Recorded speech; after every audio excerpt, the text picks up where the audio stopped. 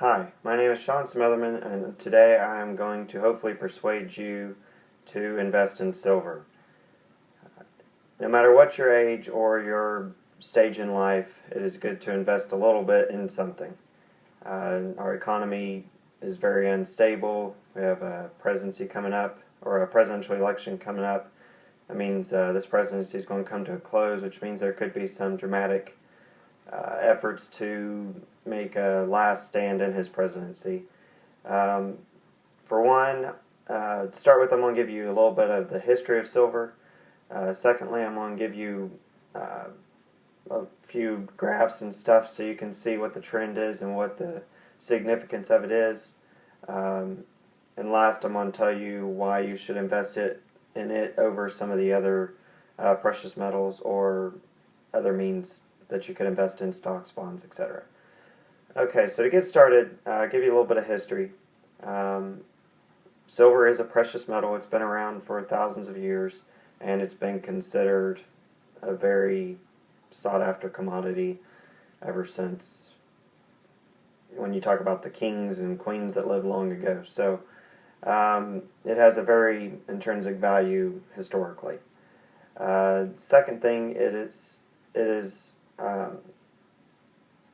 both a commodity and a form of money. In other words, most of our monetary systems are backed by either silver or gold. So without it, your money would have no value. And sadly enough, most of our dollar bills and banknotes are not worth much due to the fact that they are not backed 100% by silver or gold. In other words, $1 is not worth a dollar's worth of silver. You might be doing good to get 10 cents out of a dollar. Secondly, it's been the medium of exchange for thousands of years. Like I said, it's been around for thousands of years. It's been a sought-after commodity by kings and queens long ago. Today, it is still a very eligible source of trading under any circumstance in any economy. Gold and silver both are, as the saying goes, worth their weight in gold. So to get into a few of the reasons of why it is important to us or why is it so precious more so than some of the other precious metals. It has a very high use and importance in the economical or in the industrial world. It's used in cell phones, it's used in a lot of electronic devices because it is a good conductor and has a lot of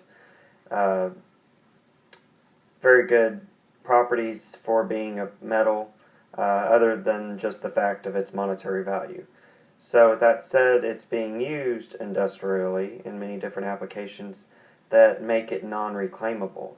In other words, there's a lot of silver being used to make things that since such a small amount of silver goes into one of these electronic devices, nobody is going to tear that large electronic device apart to get such a small amount of silver out of it. But when you're talking about making hundreds and thousands of these computers or phones or whatever electronic you're talking about, there is a large quantity of silver being used in that industry, and more than likely nobody's ever going to reclaim it or see it again.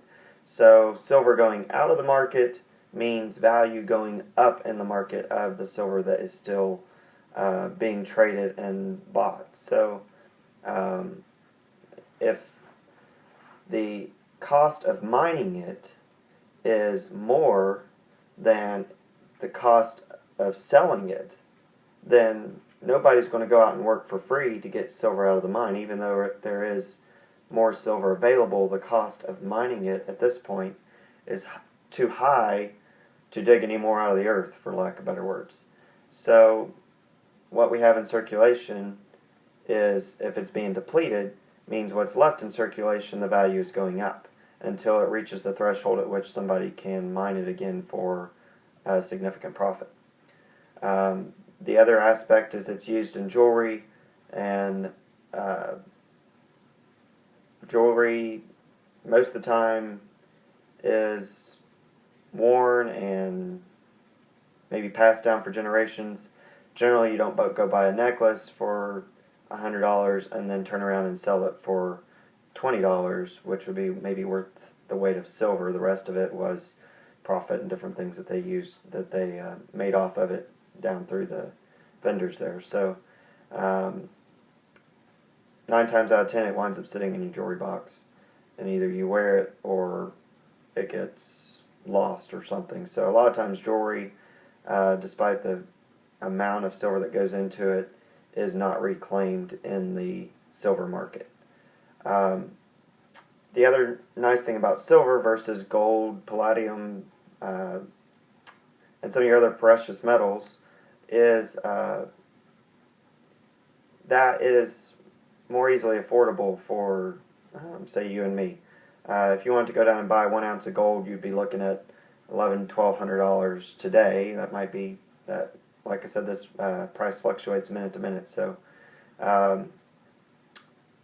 today you might pay $1,100 for 1 ounce of gold, which I don't have $1,100 to spend or even invest today. I'd love to. So nevertheless, if you want to buy more than 1 ounce of something, which most of us would like to see a little more than a speck if we're going to put that much money out in an investment, it's definitely feels a lot more rewarding to go buy silver. You can buy normally a silver roll, or even a really beautiful, I got a few examples here. You could get let's see if you can see this. It's 1 troy ounce of silver, and it's a Standing Liberty solid silver coin.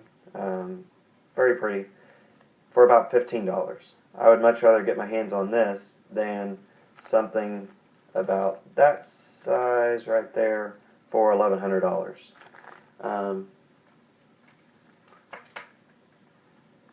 All that said, I've got a few more examples here I'll show you, just for sake of it. Here's another really good or fun investment that I think is in dimes.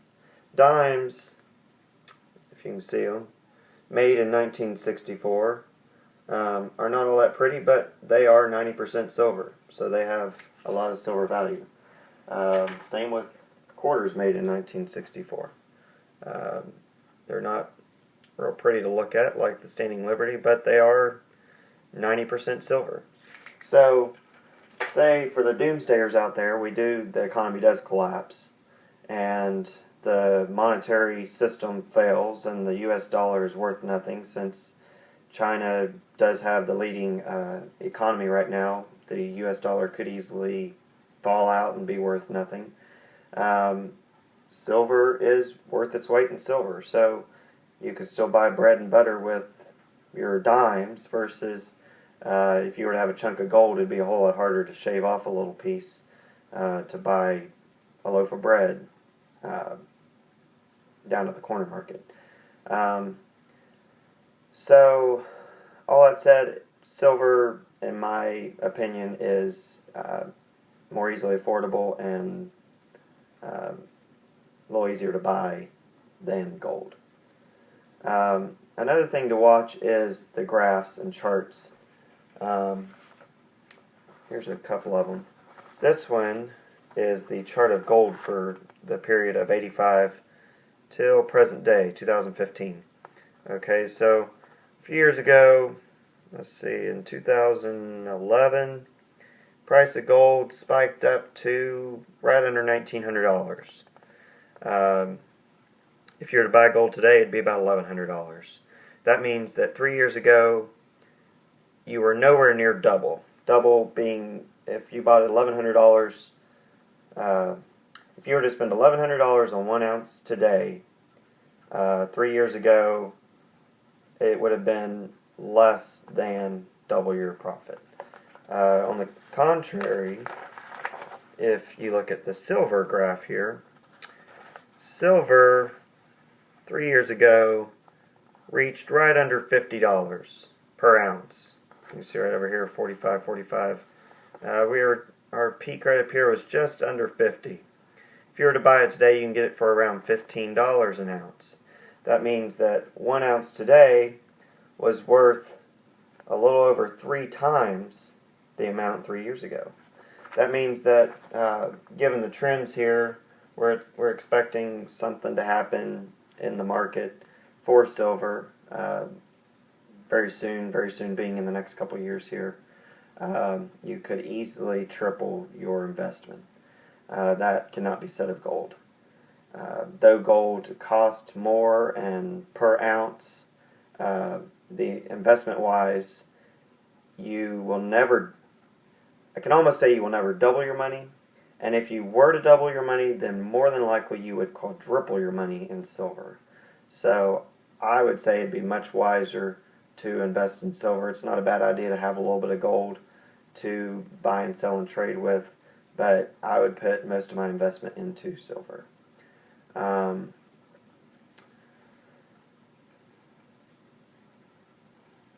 Alright, so that being said, I think I've showed you about everything.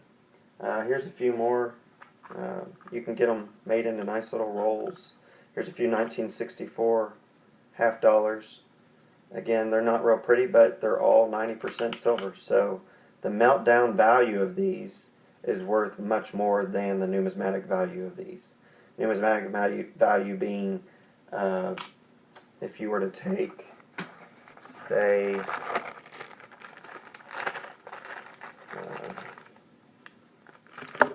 here's a 1923 Liberty half dollar.